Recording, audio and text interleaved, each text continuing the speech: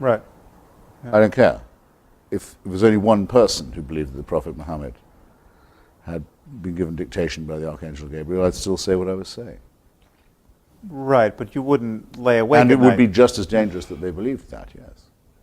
It would, because it could spread.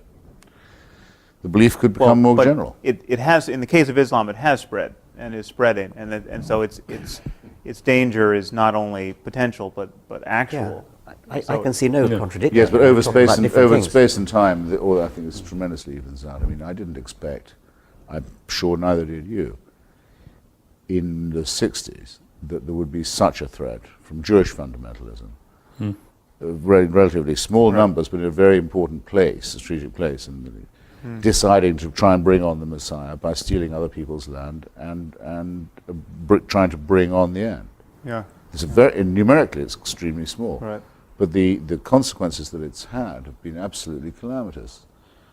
We didn't used to think, actually, of Judaism as a threat in that way at all, until the Zionist movement annexed the Messianic, or fused with it, because the Messianists didn't used to be Zionists, as you know. So you never know when it's going to be next. I agree. I'm not likely to have my throat cut at the supermarket by a Quaker. Yes. But the Quakers do a lot of the work by saying we preach non-resistance to evil. Right. That's as wicked a position as you could possibly hold. Given the right context. I mean, what could be more revolting than that? Yeah. Say, you see evil and violence and cruelty and you don't fight it. Yeah, they're free riders. Yeah. Okay. Read Franklin on what the Quakers were like at the crucial moment in Philadelphia when there had to be a battle over freedom, and see why people despised them. I would have then said the Quakerism was actually quite a serious danger to the United States. So it's a matter of space and time. But no, they're all equally rotten, false, dishonest, corrupt, humorless, and dangerous. It's true. I mean, there's one point you make here that I think we should say a little more about, is that you almost can never quite anticipate the danger of unreason. I mean, when your mode of interacting with others and the universe is to affirm truths you're in no position to affirm, the liabilities of that are potentially infinite. I mean, you just don't know. So to take a case that I raised a moment ago, stem cell research, you don't know going in that the idea that the soul enters the zygote at the moment of conception is a terrible idea. I mean, it seems a totally benign idea until you invent something like stem cell research, where it stands in the way of incredibly promising, life-saving research. And so there's something about dogmatism which you can almost never foresee how many lives it's going to cost, because its conflict with reality just erupts. Well, that's why I think of the moment where everything went wrong is the moment when the Jewish Hellenists were defeated by the Jewish Messiahs, the celebration now benignly known as Hanukkah. So as it can not clash with Christmas. That's where the human race took its worst turn. There's a few people, but they re-established the animal sacrifices, the circumcision, and the cult of Yahweh over Hellenism and philosophy, and Christianity is a plagiarism of that. Christianity would never have happened, and nor would Islam. Right. No doubt there would have been other crazed cults and so forth, but there might have been a chance to not destroy Hellenistic civilization. Well, it's not a matter of numbers.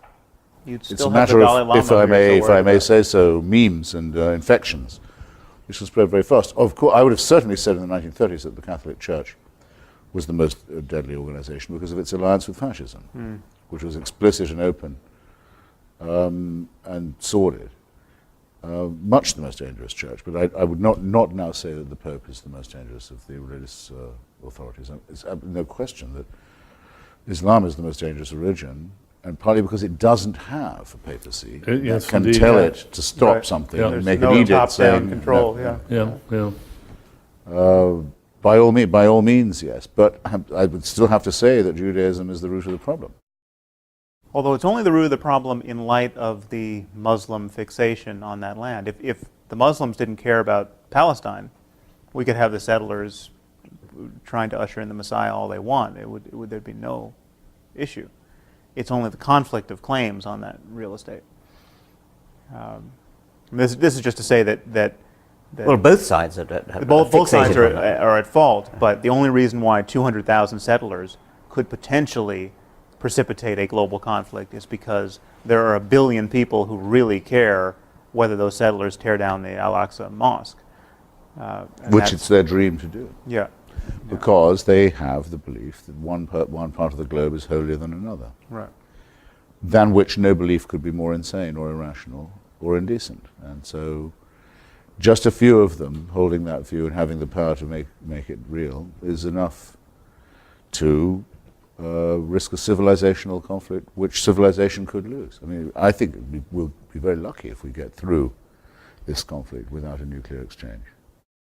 Actually, I think that's a very good topic. What are our most grandiose hopes and fears here? I mean, what do you think reasonably could be accomplished in the lifetime of our children? What do you think the stakes actually are? And how would you get there? Yeah, I mean, is there something we can engineer apart from just mere criticism? I mean, are there like practical steps? I mean, what with $1 billion could we do to affect some significant change of ideas? Is there any practical? I feel myself on the losing side politically and on the winning side intellectually. I mean, that's just you don't see anything to do. In the current zeitgeist, I don't think we would be accused of undue conceit if we said of ourselves, or didn't mind it being said of us, that we've been opening and carrying forward and largely winning an argument that's been neglected for too long. And that certainly in the United States and Britain at this moment, that's true, it seems to me. But in global terms, I think we're absolutely in a tiny, dwindling minority that's going to be defeated by the forces of theocracy. Which will probably you're betting against us. No, I think they're going to end up by destroying civilization. I've long thought so.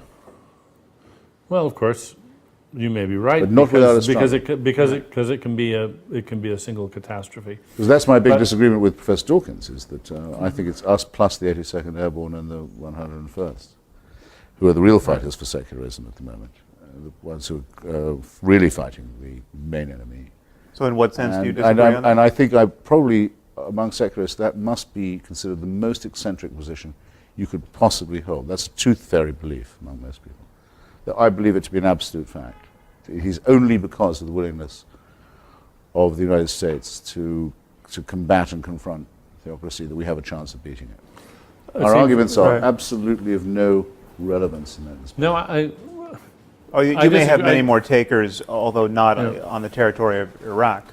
I mean, it may be that we need the 82nd Airborne to fight a different war in a different place for the same purpose, for the stated purpose. Voila, by all means, there are reservations to be expressed by me, which I'll happily give you. But in principle, I think it's a very important recognition. Unfortunately, we're running out of time. And possibly tape. I think we've had a wonderful discussion. Yeah, great. And thank you Got a lot to think about. very much. Yeah.